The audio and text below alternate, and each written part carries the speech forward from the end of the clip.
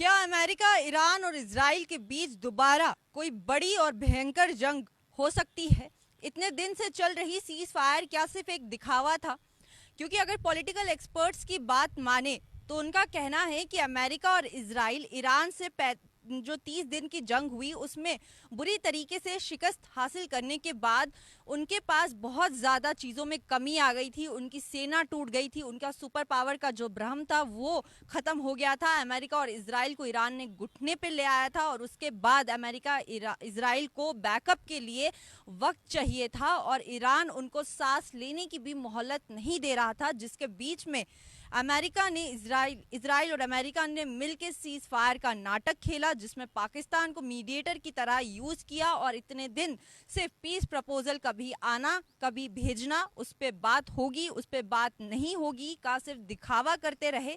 एक तरफ ईरान को लगातार डोनाल्ड ट्रंप न्यूक्लियर की धमकी देते रहे, वहीं दूसरी तरफ दुनिया को पीस प्रपोजल में उलझा के रखा और एक्सपर्ट्स का मानना है कि वो सिर्फ एक दिखावा था, क्योंकि इजराइल और अमेरिका को बैकअप करने के लिए नए प्लान्स और मजबूत स्ट्रैटेजी बनाने के लिए वक्त चाहिए था।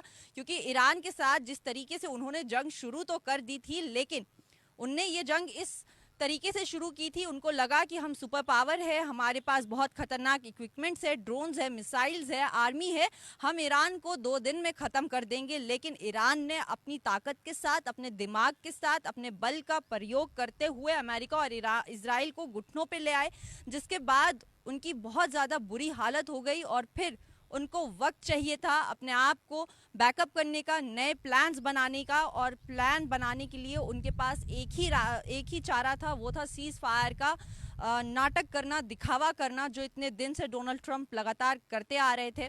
और अब पिछले 24 घंटों में जो हुआ उसके बाद डोनाल्ड ट्रंप ने मीडिया से बात करते हुए साफ तौर पे कह दिया कि ईरान की तरफ से भेजा गया नया जो पीस प्रपोजल था उसको पूरी तरीके से डोनाल्ड ट्रंप ने खारिज कर दिया, रिजेक्ट कर दिया, बोला कि ये गार्बेज है, स्टूपिड है, ऐसे शब्दों का इस्तेमाल किया, बोला ऐसा पीस प्रपोजल हमें नहीं चाहिए। यानी डोनाल्ड ट्रंप को साफ तौर पे अगर हम देखें इतने दिन से जो ये हालात चल रहे हैं उसके पीछे 2 ही मुख्य कारण है। एक तो ईरान का न्यूक्लियर, दूसरा स्टेट ऑफ हार्मोज की पावर। ईरान का जो न्यूक्लियर है वो इजराइल के लिए बहुत ज़्यादा इंपॉर्टेंट है, क्योंकि अगर कल को ईरान ने पूरी तरीके से न्यूक्लियर डेवलप कर लिया तो इजराइल पूरी तरीके से खतरे में चला जाएगा। और वहीं पे स्टेट ऑफ हार्मोज की बात करें तो डोनाल्ड ट्रंप को वैसे ही पावर का बहुत शौक है और वो चाहते हैं कि दुनिया में जहाँ पे जितनी भी पावर्स है वो उनके हाथ में हो, उनके ही कंट्रोल में हो, क्योंकि वो अपने आप को अभी भी सुपर पावर मानते हैं। तो एक स्टेट ऑफ हार्मोज का रास्ते पे अपना कब्जा करना, दूसरा ईरान के न्यूक्लियर के ऊपर पूरी तरीके से अपना कब्जा करना। डोनाल्ड ट्रंप ने जहां एक तरफ प्रपोजल को पूरी तरीके से रिजेक्ट कर दिया, वहीं दूसरी तरफ नेतन्याहू सीबीएस न्यूज चैनल को अपना इंटरव्यू देते हुए उन्हें साफ तौर पे यह ऐलान कर दिया कि वो ईरान के अंदर एक बहुत बड़ा हमला करने वाले हैं। और ये हमला अब आसमानी हमला नहीं होगा, यानी ड्रोन और मिसाइल से ही नहीं, ये हमला जमीनी तौर पे हमला होगा, यानी जमीनी फौज एक दूसरे से लड़ेगी ईरान के अंदर, हम घुस के ईरान से लड़ेंगे। और उन्होंने साफ तौर पे कहा कि डोनाल्ड ट्रंप से मेरी बात हुई और डोनाल्ड ट्रंप ने मुझे बताया कि वो ईरान के अंदर घुसना चाहते हैं, वहां से उनका इनरिच यूरेनियम लेना चाहते हैं। न्यूक्लियर को जब तक पूरी तरीके से तबाह नहीं कर दिया जाएगा, न्यूक्लियर बनाने की क्षमता को पूरी तरीके से खत्म नहीं कर दिया जाएगा, और जो अदर बैलिस्टिक मिसाइल्स बनाई जाती हैं, ड्रोन्स है, उनको भी पूरी तरीके से उनके ठिकानों को खत्म नहीं कर दिया जाएगा, तब तक ये जंग नहीं रुकेगी। और नेतन्याहू ने तो ये तक कहा कि ये जंग कभी रुकी भी नहीं थी, ये जंग कंटिन्यू थी और ये जंग अब कभी रुकेगी भी नहीं।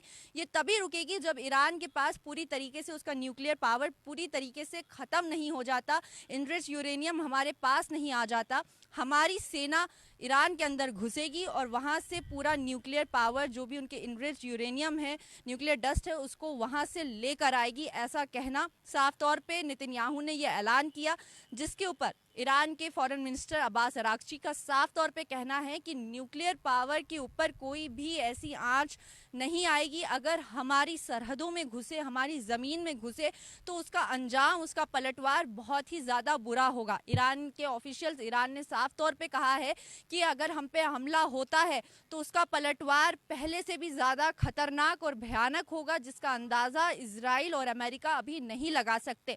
साथ ही इस बार जंग में ईरान ने कहा, पहले वो जंग थी जब मैं अकेला लड़ रहा था, इस बार की जंग में मेरे साथ चाइना है, रशिया है, टर्की है, ऐसी खतरनाक बड़ी पावरफुल कंट्रीज है। ईरान ने कहा कि अमेरिका को लगता होगा कि पावरफुल कंट्री अमेरिका है, पर वो अपनी देश में अपने ही सामने अपने ही लिए पावरफुल कंट्री होगी।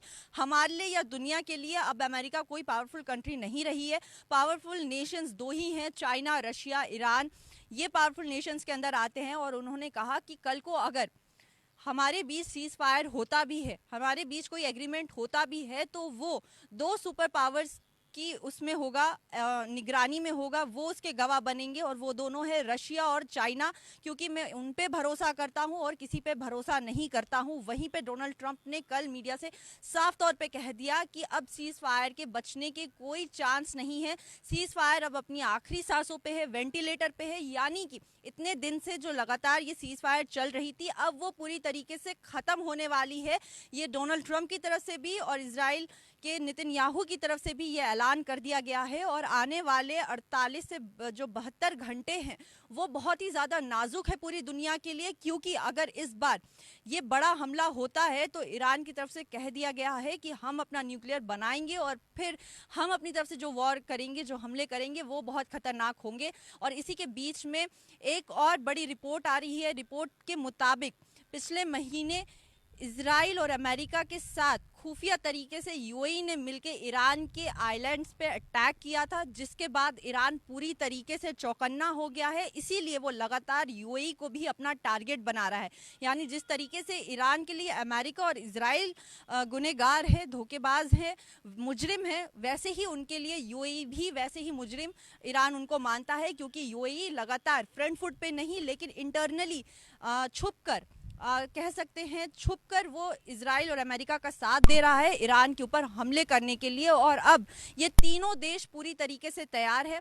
सीज फायर के बीच जितने दिन ये बातचीत चली सीज फायर को लेके, इतने दिन सिर्फ पूरी दुनिया को ट्रंप ने उलझा के रखा सीज फायर में, चाहे वो पाकिस्तान हो या बाकी जितने भी देश हो, उनको सिर्फ सीज फायर की बातों में उलझा के रखा। वहीं पे इजराइल ने, अमेरिका ने मिलकर अपने आप को बैकअप किया, अपनी आर्मी को बैकअप किया, प्लान्स बनाए, नई स्ट्रैटेजी बनाई और उसके मुताबिक अब वो कह रहे हैं कि हम ईरान के अंदर घुसकर, यानी ज़मीनी सेना का इस्तेमाल करके उस पर हमला करेंगे। वहीं पे ईरान ने कहा है कि सिर्फ अगर तुम्हें लगता है कि तुमने तैयारी की है तो तुम गलत हो, तैयारी हमारी तुमसे ज़्यादा खतरनाक है और हम भी उसका पलटवार करेंगे। तो आने वाले 48 से 72 घंटे पूरी दुनिया के लिए बहुत ज़्यादा नाजुक है। आपको क्या लगता है कि क्या सच में ईरान, इजराइल और अमेरिका के बीच में कोई बड़ी जंग शुरू हो सकती है दोबारा से? क्या सच में आज डोनाल्ड ट्रंप ये ऐलान कर देंगे कि सीज फायर पूरी तरीके से ख़त्म है? और क्या वो सच में ईरान के अंदर घुसने की हिम्मत रखते हैं? और जो उन्होंने धमकी दी है कि हम घुस के वहाँ से न्यूक्लियर निकालेंगे, तो क्या वो उतनी क्षमता रखते हैं? आपको क्या लगता है? हमारे कमेंट सेक्शन में ज़रूर बताइए। फिलहाल के लिए हमें दीजिए इजाज़त। बाकी देश और दुनिया की तमाम खबर देखने के लिए बने रहिए न्यूज़ इनसाइडर 24/7 के साथ।